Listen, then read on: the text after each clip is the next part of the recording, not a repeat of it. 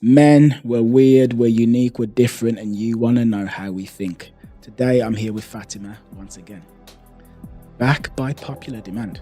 Thanks for By having popular demand, everyone's like, my God, when's Fatima coming back? Like, don't worry, you guys, I got you covered. I got you covered, you're coming today. And I want to know what you think a strong man is. What's a strong man? I think like touching up on a question we discussed before. For me, a really, really, really big point of that is resilience. It's not gonna be like based, like maybe if you asked me 5 years ago, I would have based it on like very trivial things on how I would think like being strong or resilient would manifest. Like something like how you would look like in a situation. But of course, that's not gonna be like telling on to what's going on inside of you. For me, something that I'm attracted to is a strong person who is like resilient, and strength for me means like being resilient, being like brave and like courageous enough to open up despite like, for example, what we talked, like the social and societal limitations of how you should behave and what's expected of you and what's stigmatized. Because in the end of the day, I find it very impressive if someone like, you know, has room to be confident enough to say like, yes, maybe like as a man, it's looked down upon if I would cry, for example, in a situation or show emotion or open up or ask someone for help or talk about my day, what bothered me. But I don't care. I'm confident enough to say maybe it's uncomfortable, but I'm willing to move past that. So you're saying that a man that can handle situations that arise?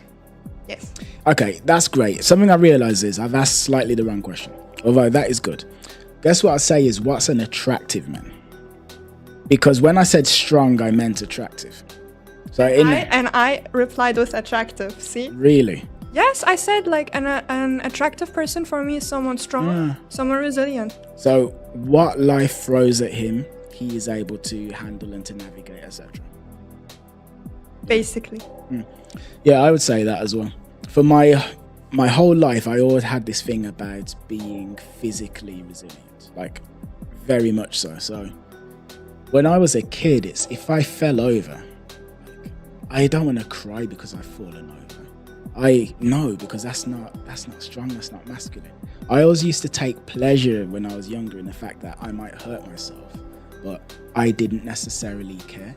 So like I'd cut myself and I wouldn't get a plaster. I don't need a plaster, my antibodies have got this. Like, don't worry, I'm good. And that's what masculinity meant to me. I remember being a kid and I was like 10 or 11, and my dad was there with loads of his like friends or his brothers or whatever. And I carried my dad on my back. And I was so young that I shouldn't have been able to do it. But I did. And I remember how proud he was of me. Like they were like, oh my God, Glenn, Kieran's so strong. And he was really proud. I remember like, I felt really good. But at the same time, I never really thought much about mental resilience. So even though being a man meant to me to be as physically able to handle whatever, I didn't translate that into terms of things that happened to me in my day-to-day life. And things would get me down, or things didn't go the way I wanted, and I'd be crying and screaming and whatever. And then at some point along the way, I realized that like I got into meditation, which I didn't keep up for a massive length of time. I've been very sporadic with meditation. In doing that, it showed me what I would say, I don't know if I'd say what real strength is. I think physical strength is still incredibly important, but emotional strength as well. And the fact that, say, things happen to you. So, I don't know. Let's say you're sick, or let's say you're sad or whatever. Let's say you're sick, and there's a couple of things going on. There's the sickness and how you respond to the sickness. And real strength is like, I've got this happening that I don't want and I don't like, but I'm going to choose to not let it be like suffering. That I'm going to reframe this in another way. Whether it's, this is something that I'm going through and I can overcome it, or whether or not it's that this doesn't even matter at all, or what have you. And inherently, I've always found it more difficult to do that than the physical feat, which is carrying my dad when I'm 10 years old, which really I should not have been able to do that as a strong little kid. Like, it was impressive. Little- Like he was a grown man, and I picked him up, and everyone's like, like so. But yeah, I think so. And then like as I get older and I feel like think about families and things like this, and what do the people around you need from you? What do the people around me need from me? And what they really need is what you just said, like resilience, which is there is this situation, it is happening. What are we going to do? So like I've got a friend who shall remain nameless, but she called me with a problem the other day. She's like, what do I do? And it was like a really big problem. But I'm like, okay, look, calm down. Let's think about this now. How are we gonna operate? What are we gonna do to fix and resolve this problem? And then as a result, the problem was healed.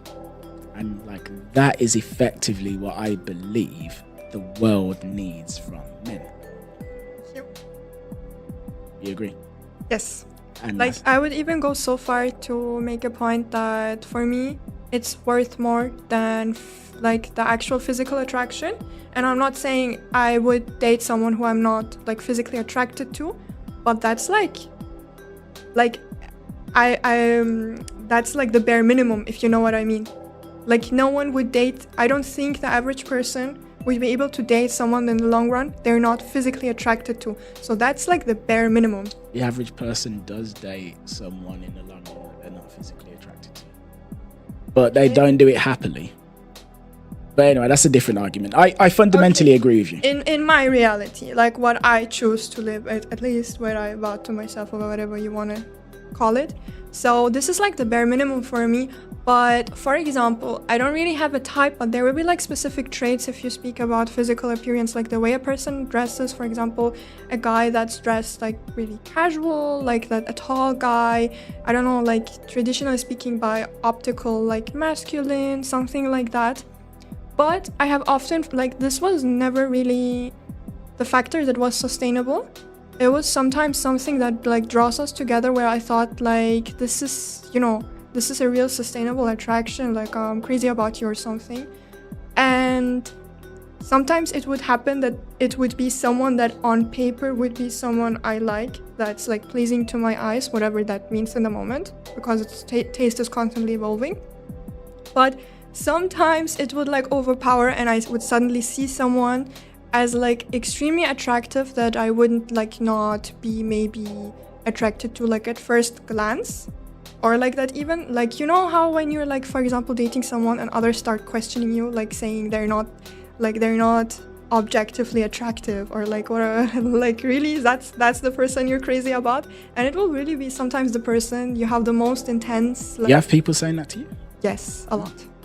Like it's a thing. I think there are a lot of memes about it, like that sometimes, despite what the notion is, like what people think or what men think women want and vice versa, it will oftentimes be like, for example, a woman dating someone who would like on paper be perfect for her, like by her like optically speaking, by their physical appearance or in personality or what they do or whatever.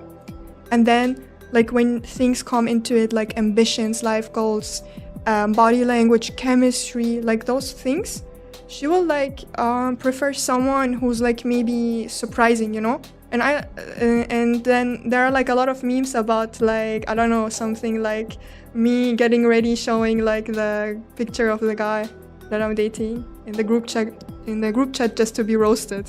So effectively what you're saying is attraction for a man is internal and from within, and isn't necessarily beholden to external criteria like how tall he is, the size of his muscles, his wallet. Essentially, as corny as that sounds and like a cliche, but we've come a full circle from saying it's like superficialities, let's be honest, let's have an honest debate, to like a full circle to admitting, but when it comes down to it, it will be that. Of course, like you will probably not be crazy about someone that you don't see as beautiful or gorgeous or whatever.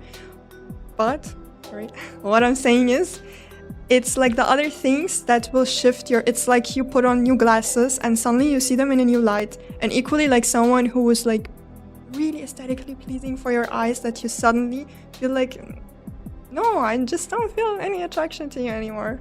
I had a situation happen very recently where there was a woman who I was incredibly physically attracted to first.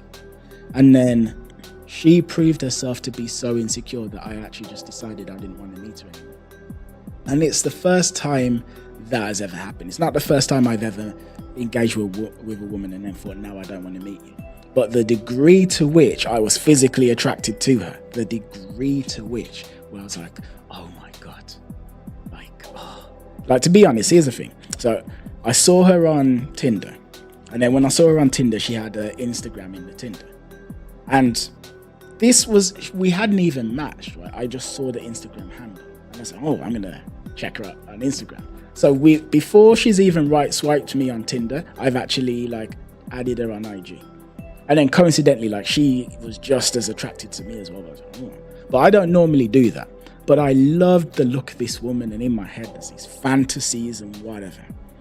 But she, without sharing her business, she revealed herself to be so needy and so insecure and so needing of my time. Maybe she would send me a message and I didn't respond in 15 minutes. I've got stuff to do. Maybe I'm working, maybe I'm in the shower, maybe I don't have signal. And Kieran, where are you? What the hell's going on? That it actually just put me off completely. But I guess what I'm basically saying is neediness and a lack of resilience and insecurity is just intensely unattractive for everybody. And there we go. But yeah, what makes a man attractive? Strength, resilience, the ability to handle the issues, the slings, the arrows, the stones, the pitfalls, the trauma and that comes from life. Of course. Humor is a big part. Well, that too. Also wouldn't help if you spend a little bit of time in the gym. Wouldn't help if you sorted out your dress sense. That wouldn't hurt either. Yeah, etc. But anyway, that has been it for today's episode. Thank you.